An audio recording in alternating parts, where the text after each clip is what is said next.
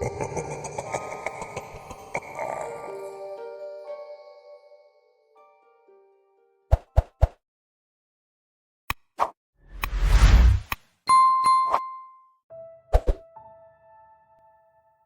the popular kid, always have been. I don't know why people like me, they just do.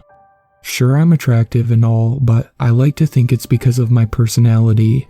My friends constantly follow me around, complimenting me all while hanging on to every word I say. In fact, I usually give out all the dating advice. I'm a bit of a relationship expert, even though I've actually never been in a relationship, well, not a serious one.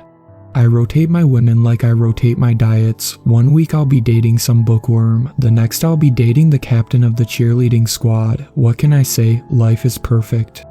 My high school years so far have been the pinnacle of my existence, and with the confidence that seems to grow stronger in my stomach, I knew all would stay that way as long as I wanted it to. That is until I started hearing the most bizarre voices. They were muffled at first, a mere whisper and sea of silence. In fact, I thought it could have just been background noise coming from some air unit. But the sounds only got a bit louder each day until I finally could make out the words.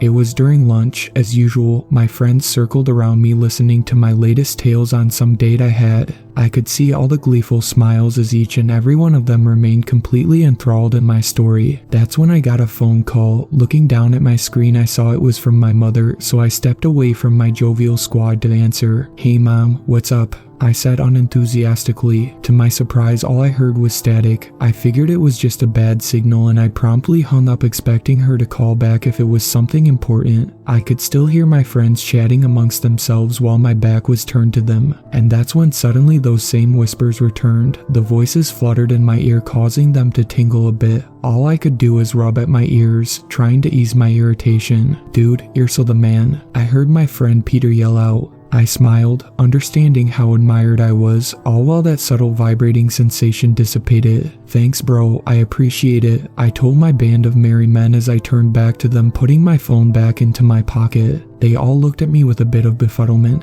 and then they looked at each other. Expressions of confounded eyes riddled their faces. "We didn't say anything," my friend David said back. That's when the bell rang, causing my group to disband. I remained a bit mystified, positive to the fact that I heard someone. I was ready to dismiss the whole event until Peter put his hand on my shoulder as he walked away and told me, "Dude, you're so the man." This didn't cause too much of an alarm at the time. It was just one of those odd feelings of deja vu, a moment that shouldn't have happened, and though I felt a little trepidation forming in my mind, I pushed it aside and headed to class. During math class, I sat in the back of the classroom daydreaming as the teacher talked on about the Pythagorean theorem. My mind wandered, drifting into the realms of boredom as my gaze gravitated out the window. For whatever reason, I noticed the most odd thing. It was the birds. They would always perch outside the window on a nearby tree. I liked watching them every day. I could feel a spiritual connection to them on how they embraced their freedom, something I planned on doing after high school. Though this time I realized they weren't moving, none of them. I mean, I could hear them chirping, the sounds of their wings fluttering, but I saw no movement.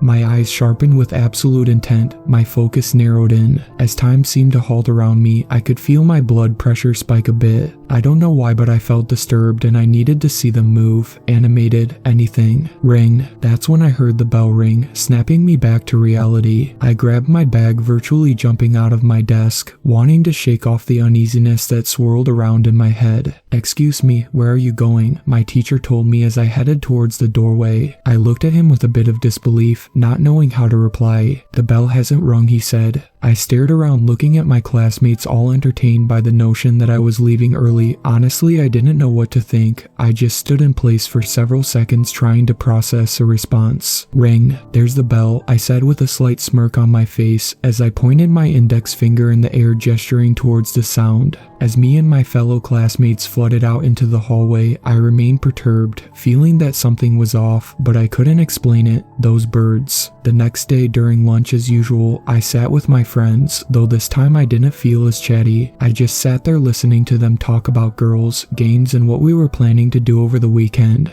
The sounds of the lunchroom became overwhelming, everyone talking all once its sound, inundating my hearing, the voices becoming ubiquitous, the sound muffled together, and that's when the most horrid epiphany dawned on me. Those were the sounds of the whispers. I felt my stomach turning knots. Nausea invaded me, the sound was too much, sweat accumulated on my brow, and I felt as if the walls were closing in on me, as if space itself decided to collapse onto me, dragging me into the depths of obscurity. I tried to focus in on the sound. I needed it to stop. I closed my eyes and clasped my hands into fists, all while breathing in slowly, and soon the words became evident, presenting itself to me like some crossword puzzle. Surprisingly enough, it was just my friend's conversation, and bit of relief washed over me, understanding I wasn't going crazy. They no longer were talking about girls. Instead, they were talking about Classroom 104, a story I wish I could forget, and soon my nausea turned into a bit of anger. We all swore never to talk about that room. Before I could give my friends a piece of my mind, my phone rang. As the day before, looking down at the screen, it was my mother. I sighed out in a bit of annoyance. "Hey mom, what's up?" I asked with indifference, but once again all I heard was static, though I could hear something, like she was trying to tell me something. I just hung up and figured we could talk later. As I put my phone away, I looked at my friends, and the most astonishing sight presented itself to me. I could hear my friends' voices, but they weren't talking. No, more like their mouths weren't moving with their words, as if somehow their words were no longer in sync with their movements, like watching an old dubbed movie where the actors' mouths moved way quicker than what they were saying. I grabbed at one of my friends' faces to make sure I wasn't dreaming. Perhaps this was some glitch in the Matrix, a thought that briefly made me chuckle. "Dude, what are you doing?" my friend asked as I poked at his chin with my finger, and just like that, their voices were back to normal, once again synced. I shook my head trying to brush off the whole strange event, and while my friends' bewildered stares showered me in their judgment, I quickly brought up Classroom 104. "Remember guys, we weren't going to talk about that anymore, so just keep your mouths shut," I angrily told them. No longer were their attentions on me, rather they were on the table, as they all stared down in shame after I scolded them. Classroom 104 was an accident, a moment that I wish I could take back but can't. Several semesters ago I dated this one girl. She was shy and timid, but extremely adorable. Her name was Emma. She was a bit of a bookworm, smart and collected, and always had the perfect rebuttal when it came to intellectual topics. I found myself beguiled by her, and we dated for a few weeks. Needless to say, I felt almost as if we were in a relationship, which scared me. I never wanted to get serious with anyone. Like I said before, I rotate my women like I rotate my streaming services. I think I was looking for the perfect excuse to break up with her. I was too much of a coward to break her heart. Something about me is I loved being loved. I like to think of myself as a good guy. So when my friends found out I was dating her, they promptly ridiculed me for choosing such a person, but more vividly they told me she was a bit crazy. Bro, the chick hears voices, man. I saw her writing it down in her journal. Something about it's no longer whispers. I think she saw me because she quickly put her small journal away, Peter told me. So being the coward I was, I knew I would use this as reason to break it off with her. I approached her during lunch. She smiled at the prospect of me spending the lunch hour with her. I swallowed my own ignominy and asked her about the voices, hoping to segue to the breakup. "I heard something about you, I paused. She just looked up at me with concern and grabbed my hand, caressing it in hers. "What is it?" she replied back. "I heard that apparently you hear voices," I told her. Her eyes sank and her once glowing smile melted away as she let go of my hand and turned her back to me. "Yeah, I hear voices, but it's not what you think. I'm not crazy. It's all around us. You just have to listen," she whimpered out, with her back still turned to me. I didn't know what to say. I mean, what can anyone say to that? She's obviously disturbed. "Listen, Emma, I think it's best if we just cool it for a while," I told her. I could hear her soft sobs simmer in the air, and I decided to walk away before she could say a word. I mean, there was nothing else to say. It wasn't my fault if she couldn't accept the breakup. As I walked away, she startled me by grabbing at my arm, pulling me back to her. Her eyes widened with madness as her gaze burned right through me. To be honest, I was a bit freaked out. Emma, chill. Just look at the birds. They don't fly, she told me, cutting me off. Right? Birds got it, I told her, pulling my arm away. In the moment, I was glad I had listened to my friends. This chick clearly was insane. As the days went on, Emma seemed to be following me. Every time I turned the corner, there she was, just staring at me with those relentless eyes, and with each passing day, her appearance seemed to be deteriorating. She usually was meticulous when it came to her appearance, each strand of her short hair brushed to perfection, but now she paraded around with it unkempt and little to no makeup. But worse, it appeared as if she had lost a tremendous amount of weight, which I found quite odd. I mean, it only had been a few weeks. She must have literally been starving herself. Seeing her demise, I gathered enough courage to confront her. Emma, listen, why are you following me? You need to cut it out and look at yourself. Have some self-respect. She cut me off, silencing me as she pressed her finger up to my lips. Just listen, okay? The only reason I started dating you is because they told me to. I stared at her with bewilderment, utterly amazed by her demeanor and tone. What are you talking about? What do you mean they told you? She interrupted me once again. Have you seen the birds yet? She frantically asked me. I didn't know what else I could have done. She honestly was scaring me, and the only thing that crossed my mind was to be direct and firm with her. Listen, Emma, you're obviously going through something that has nothing to do with me, so please stop following me and see a doctor or someone. I walked away after that, with hopes that she would finally leave me alone. The next day, to ease my mind, I told my friends exactly what had happened, and they all looked at me with an eruption of laughter. Dude, the chick is psycho, like mental. You better be glad you guys broke up. Imagine she was probably going to sacrifice you or something, Peter told me. I gave out a slight smile with heavy apprehension, feeling a bit guilty for even bringing up Emma with the guys. Well, whatever, it's over. So the worst part is she says she has to explain something to me, and I don't know, I'm just going to avoid her. I mean, eventually she has to get over me, right? I told them. Wait, I have a better idea. The chick thinks she hears voices, right? Well, okay, have her meet you and talk to her about it, and the rest of us will hide and record the whole thing. If anything, when she sees how crazy she is, she'll definitely leave you alone, Peter suggested. I don't know, that sounds... Come on, man, we gotta stop this witch before she ends up doing something dangerous to us, my friend David interjected. I unwillingly nodded my head in agreement, but felt horrible. It seemed to be a bit cruel, but maybe my friends had a point. After all, I didn't know if Emma was capable of hurting someone. I've heard stories of students committing atrocities, so to my reluctance I agreed with my friends and texted Emma to meet me in classroom 104 after math. I waited in the sound-obscured room patiently, all while digging my fingernails into my hand, feeling anxious. I don't know why I even felt this way. I guess I just felt guilty. The clock ticked slower the deeper I cut into my skin. Tick, tick, tick.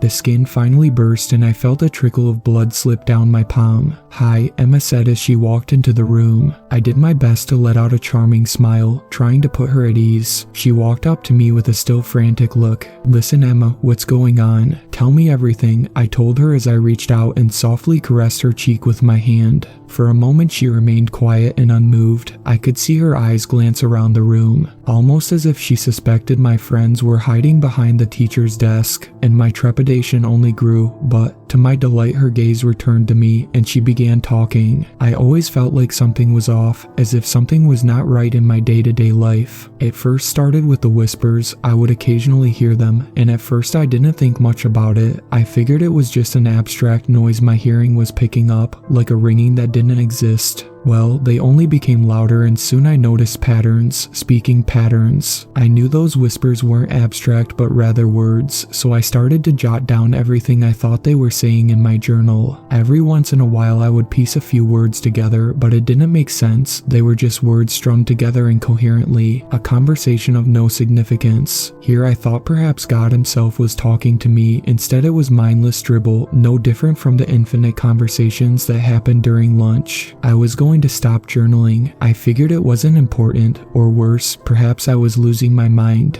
Then during math class I was looking out the window. The birds were chirping as normal. The sound brushed its soothing melody against my mind as all my anxiety seemed to flutter into the void of the universe, accepting that all the whispers were mere figments of my imagination. I felt a bit sad understanding that my mind was piecing together words that weren't there, and the reality of my life fell down onto me like emotional boulders. I shuddered at what she was telling me, feeling disgusted from such a revelation as she continued her ghastly tale. smile. That's when my eyes wandered around the classroom as the teacher went on about the Pythagorean theorem, and I saw your friend Peter gawking at me, his eyes hollow of any real emotion, an empty shell waiting to be activated. I then looked at the other students and realized they too were unresponsive. They just sat there still unmoving, while the teacher continued his lesson with his back to us, banging his chalk against the board. I rubbed my eyes with disbelief, not knowing what to think, the muffled voices only becoming louder. I was terrified. I didn't know what to do. I got up from my desk, walking backwards, away from the bizarre scene as my back collided with the window. That's when I decided to escape through the window, but then saw the birds. Those birds, they were singing, but they too weren't moving. Whatever was happening in the school was happening outside as well. That's when the teacher acknowledged me, calling out to me for being out of my seat.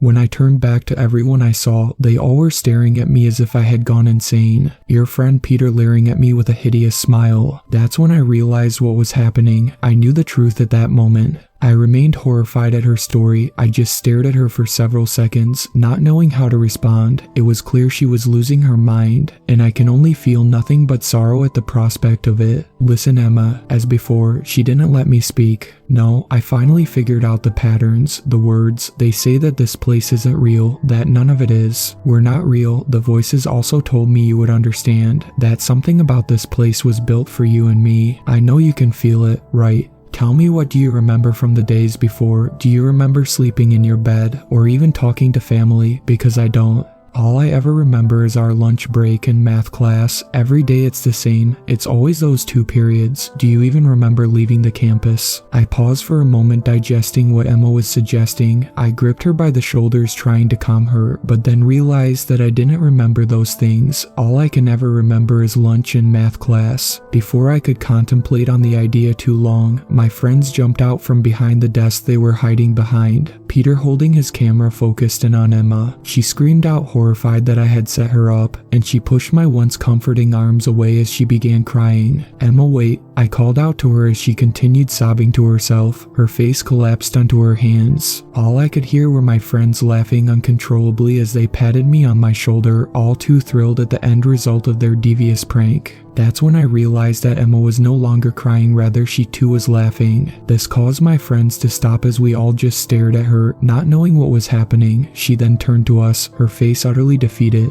She then pulled out a small object from her pocket. It didn't take much to realize it was a knife, one that glistened in the dimly lit classroom. I'll prove it to you, none of this is real, she screamed as she guided the small knife up to her neck and pressed in deep, slicing from one end to the other. I yelled out in desperation for her to stop as I ran towards her, grabbing the knife and pulling it away. She collapsed into my arms, looking up at me with a weird look of relief. I told you none of this is real. Remember the birds, she softly said as I saw any visible life in her eyes fade away. No, no, no, no, I yelped out as silence seemed to inundate the small classroom. I was at loss for words. I just held Emma's lifeless body for a few seconds before I heard medics bursting through the day and quickly taking her away. Though, before they did, I looked down at the dripping blood that was cascading down my arm. I remained mystified because the liquid substance that should have been blood was black, darker than the night sky. What the hell? I remember muttering out to myself. That was the last memory I had of that day. Since then, me and my friends promised never to speak of that incident, to let that day be buried deep into the past where it belonged. I tried my best to move on, but now I've seen the birds. I see what Emma was talking about. Something strange is happening, and I don't know what it is. My friends act as if everything is normal. We meet for lunch and talk about all the same things. The whispers seem to be getting louder, and now I decided to write down what I think they're saying. There has to be a pattern to them. For some reason, my mother keeps calling me during break. Well, at least I think it's my mom. The phone call never comes through. A few things do bother me the more I think about them. What was that black substance coming out of Emma's neck? It felt thick, and who the hell called for the medics? How did they know Emma was going to kill herself? No, something is happening here, and I think the answer might be back where it all happened in classroom 104. It's guarded off now. The school even has security stationed outside of the room, but I need to find a way in. I think the voices are telling me to find a way in. Thank you to my superfans, Sweet Black Swan, Tacy, and Brooklyn. I really appreciate you guys supporting my channel, and I look forward to making more content for everyone.